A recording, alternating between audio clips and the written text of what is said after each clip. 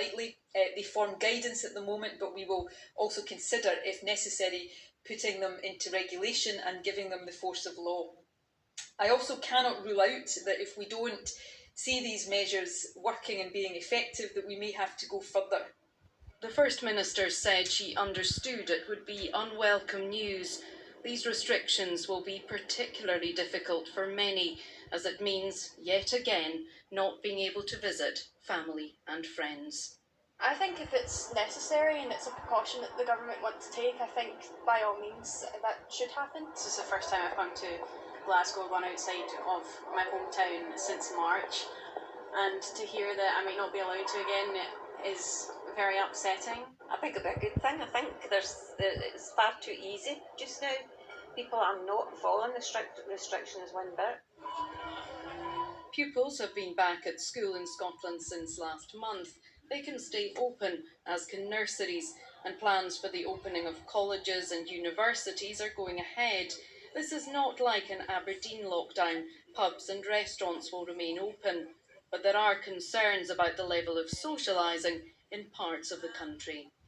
It's really a kind of a message to everybody in Scotland and elsewhere that if we want to keep the key sectors of society open, we are going to have to unfortunately restrict our social lives, hopefully not for a long period, but temporarily, to get on top of this. This is another stark reminder that coronavirus has not gone away, and it could have an impact on our daily lives for some time to come. Now, this will be reviewed again in the next 7 days. The Scottish Government has not ruled out imposing further restrictions if this doesn't improve. Now, we have seen similar regulations in other parts of the country, and we could see more. As we start to go out and about a bit more, this allows the virus to spread. So we need these localised lockdowns and restrictions to stop the virus spreading even further. Alexandra, many thanks again. Alexandra Mackenzie there for us in Glasgow.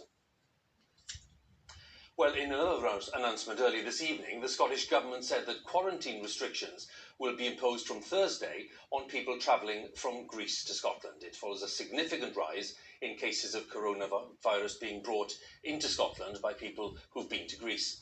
And less than a fortnight after Portugal was taken off the UK's quarantine list, British visitors are scrambling to book flights home amid fears that Portugal could be back on the UK's quarantine list by this weekend. Cases of coronavirus have risen sharply in parts of Portugal recently. Our transport correspondent Tom Burridge has the latest.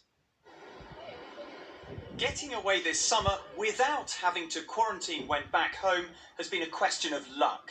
When Portugal came off the quarantine list, bookings went up.